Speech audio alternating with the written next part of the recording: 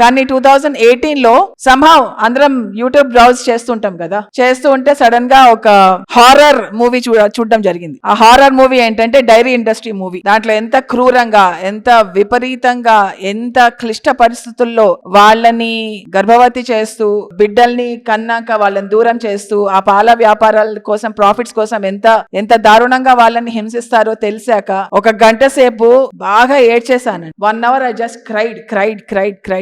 అంటే 1 hour అని అంటున్నాను, ఎంతసేపు ఏడ్చాను నేను లెక్క చూడలేదు. ఐ జస్ట్ క్రైడ్ అండి. అంటే నేను ఇప్పటిదాకా నేను యానిమల్ లవర్ అంటున్నాను, నేచర్ లవర్ అంటున్నాను, కానీ దీంట్లో నేను పాత్రను వహిస్తున్నానే, ఈ క్రూరత్వాన్ని నేను ప్రోత్సహిస్తున్నానే నా డిమాండ్ వల్ల, నా నాలిక వల్ల, నా హ్యాబిట్స్ వల్ల అని చెప్పేసి అనుకుని ఏడ్చేసాను. సో దాని తర్వాత ఇంకా ఐ జస్ట్ డ్రాప్డ్ అండి. ఆల్టర్నేటివ్స్ చూసుకోలేదు, ఏం చూసుకోలేదు. నాకు పెరుగు ఎలా దొరుకుతుంది, పాలు ఎలా దొరుకుతుంది, ఇది ఎలా దొరుకుతుంది అని చెప్పేసి ఏం చూసుకోలేదు. జస్ట్ 1 year దాకా జస్ట్ డ్రాప్డ్ ఎవ్రీథింగ్. దాని తర్వాత మెల్లిమెల్లిగా మార్కెట్ లోకి ఈ పెరుగు రావడం, ఆ పాలు రావడం వచ్చింది. అవి ఉన్నా లేకపోయినా నాకేం పెద్ద ఏం డిఫరెన్స్ అనిపించదు. కానీ జంతు హింసలో నా పాత్ర ఉండకూడదు అని ఎప్పుడైతే డిసైడ్ చేస్తున్నా అప్పటి నుంచి స్టార్ట్ చేశాను అనమాట. అది 2018లో.